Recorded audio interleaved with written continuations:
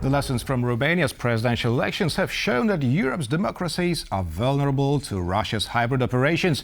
As the presidential vote in Poland approaches quickly, the Kremlin intensifies its actions against the country. What awaits us in the coming weeks, and what is Moscow trying to achieve? And to talk about it all, we are joined by Anna Gielewska, editor-in-chief of VSQUARE, who also investigates organized disinformation. Good evening. Good evening. Hello. So, what is the nature of cyber attacks in Poland, and could you give us some examples? Well, sure. Indeed, the number is increasing, and what we've been observing and monitoring last weeks is simultaneously an increase in cyber attacks, as stated by the Minister Gawkowski today, but of course also sabotage attacks that are increasing last month significantly, and disinformation attacks, because those are different kind of weapons within the broader hybrid information war. And I would say, the landscape is becoming more and more complex. So you ask for examples. Just from last week's, we heard about the cyber attack on Civic Platform Bureau, and accounts still, I understand, investigated, because we so far don't have any public statements related to that incident. So we don't know whether some sensitive data were obtained and might be used, as in the Michał Dworczyk case. So the so-called email scandal from the past few years, that is actually still ongoing. So we had that attack. We of course had this growing. Those cyber attacks on critical infrastructure are kind of ongoing situation. So, and as a country, I believe we are reacting quite effectively. It's definitely much less effective when it comes to information operations. You remember that was actually the beginning of this month, when some 60,000 people around Warsaw were deprived of water because it was contaminated. Now, could this be also a Russian hybrid attack? Well, because Minister Gawkowski today, he yes, mentioned attacks against the water infrastructure. I believe we can't exclude such a scenario, and with all this recent sabotage attacks that at first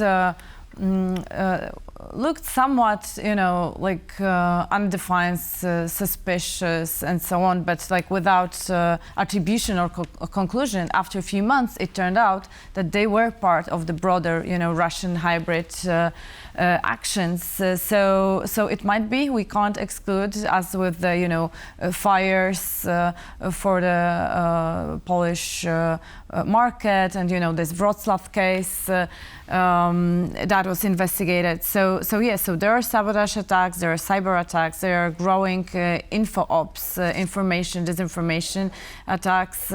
We see a growing number of social media content that is either aligned with Kremlin interests or aimed at polarizing us even more than we are. And here's something I want to ask you about specifically. Now, who is to profit from this sort of misinformation in Poland?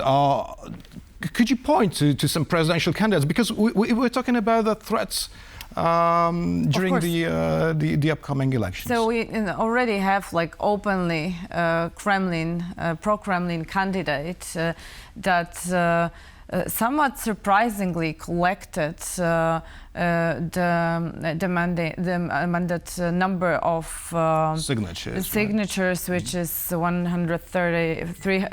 He collected 130,000, and out of sudden showed up during the presidential debate, reaching with directly very open Kremlin propaganda, millions of audiences of the TVP. Right, so the very same scenario happened in In Romania, not that long ago, when a basically unknown candidate has won the first round of the presidential election. Now, do you believe that such a scenario can repeat itself in Poland next month?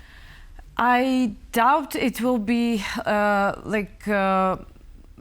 repeated when it comes to method and tactics, because the person we are talking about grew primarily on TikTok. And of course, TikTok is like one of the developing, emerging platform and threat within the Polish information landscape. But I don't think that, out of sudden we will see some TikTok candidate.